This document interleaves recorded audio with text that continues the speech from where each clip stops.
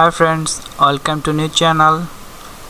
আজকে আমরা দেখব কিভাবে খুব সহজে এরকম একটি এডি লোগো তৈরি করা যায়। তো বন্ধুরা, চলুন শুরু করা যাক। প্রথমে আমরা টাইপ টুল নিয়ে এখানে টাইপ করব ডি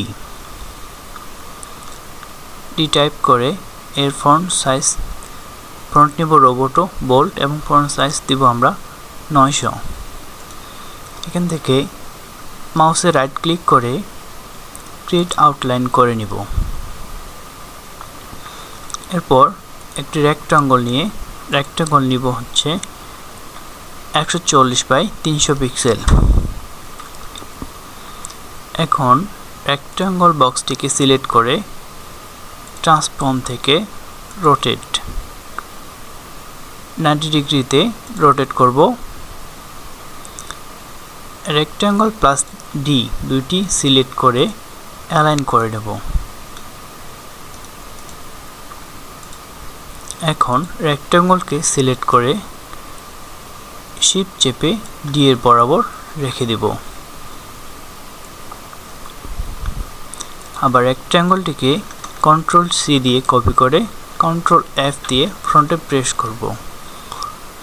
একটা রেক্টাঙ্গলকে এরো দিয়ে নিচে নামাবো।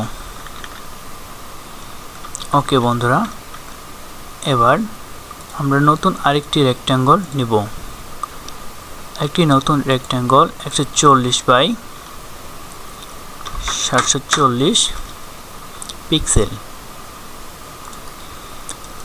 এটাকে আমরা এখন আবার মাউসের right button click, transform, rotate.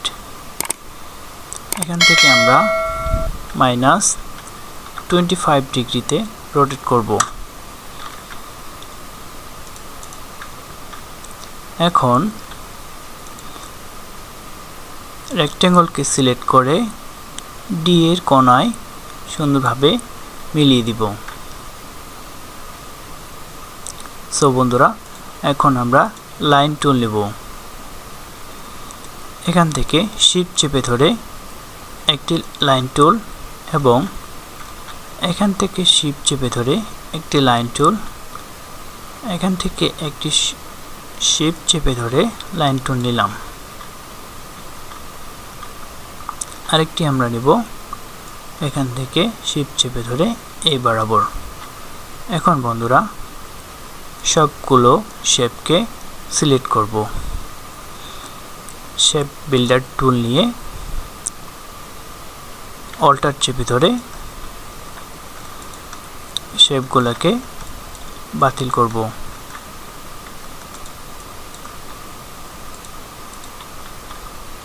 এখন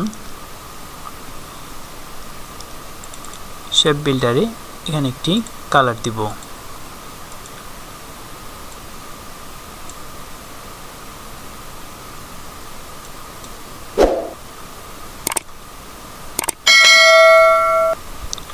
সো বন্ধুরা, আমরা খুব সহজেই এ এবং ডি এর একটি লোগো তৈরি করে ফেললাম।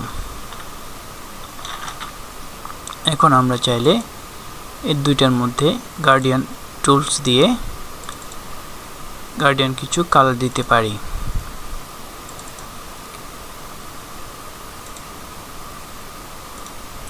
এটাকে সিলেক্ট করে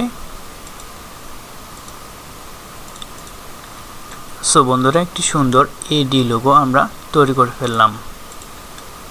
এখন যদি আমরা এটিকে মকআপ করতে চাই, তাহলে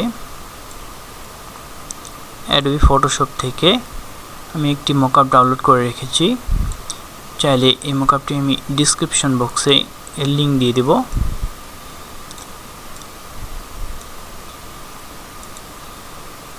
এখান থেকে নিয়ে আসে কন্ট্রোল এস দ্বারা সেভ করলে একটি সময় নেবে জাস্ট প্রসেসিং এর জন্য। দেখুন বন্ধুরা, সুন্দর এ এবং ডি লোগো আমরা তৈরি করে ফেলেছি। ধন্যবাদ সকলকে সম্পূর্ণ ভিডিওটি দেখার জন্য। ভিডিওটি ভালো লাগলে অবশ্যই লাইক এন্ড সাবস্ক্রাইব করবেন।